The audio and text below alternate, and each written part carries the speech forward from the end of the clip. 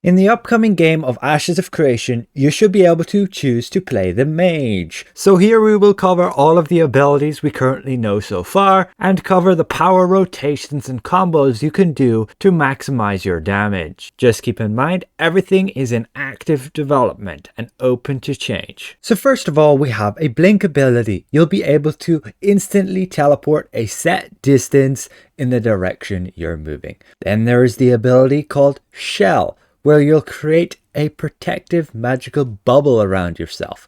Then we have a Sleep ability, where you can cause your target to, yes, fall asleep and do nothing. It is also an area of effect ability, so you can sleep whole groups of enemies. Then we move to our damage powers, and here we have Ball Lightning. You will be able to create a sphere of lightning that rapidly pulses out electricity, each hit causing the target to take an electrified stack.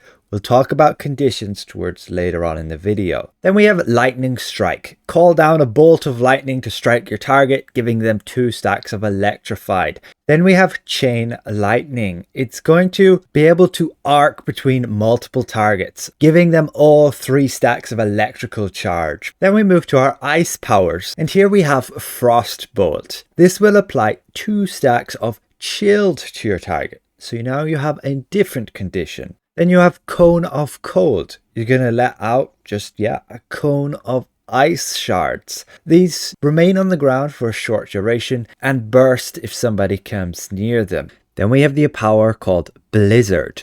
You're going to have to channel this, and you can end it early, but it just causes a storm of ice shards to fall down. Then we have Elemental Empowerment. This will be a very useful tool to apply certain conditions to your target. So when you cast an elemental spell, for example lightning right here, then your weapon attacks will now become enhanced with that ability, causing those stacks of that element to be applied to the target per hit. For example, lightning giving electrified. Then we have Arcane Volley. It's just going to be a burst of arcane missiles, but it can be very useful to augment your other abilities. We'll talk about that more when we go to our status conditions. Now we do have some other abilities that the wizard will have.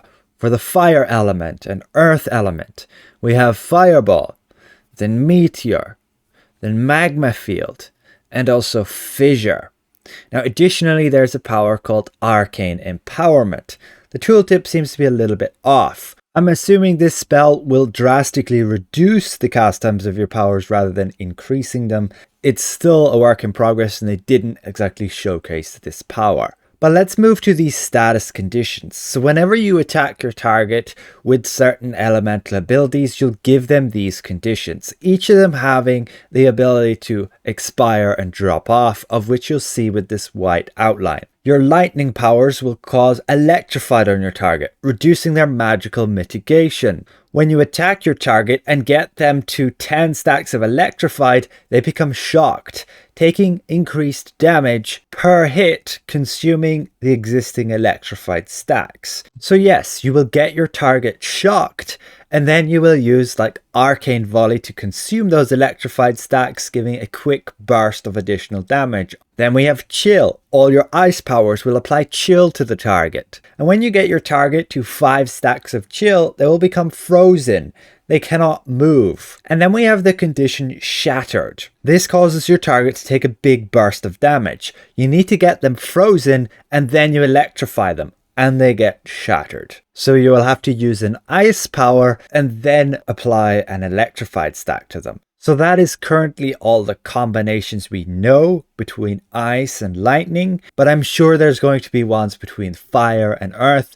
We just don't know them yet. Now these spells will be dynamic with the world. You can arc them around corners. And yes, those of you with keen eyes may have seen that the wizard in some of these clips was wielding a greatsword. The reason to do this is your elemental empowerment causes your weapon attacks to apply a certain condition depending on what last elemental spell you cast. So if we get our targets shocked, 10 stacks of electrified, we can then consume those electrified stacks to deal additional damage per hit. So at that point we want to be using a multi-target power, and thus the greatsword is really beneficial right there. But that's going to be it for this video. Consider subscribing and we'll see you guys around.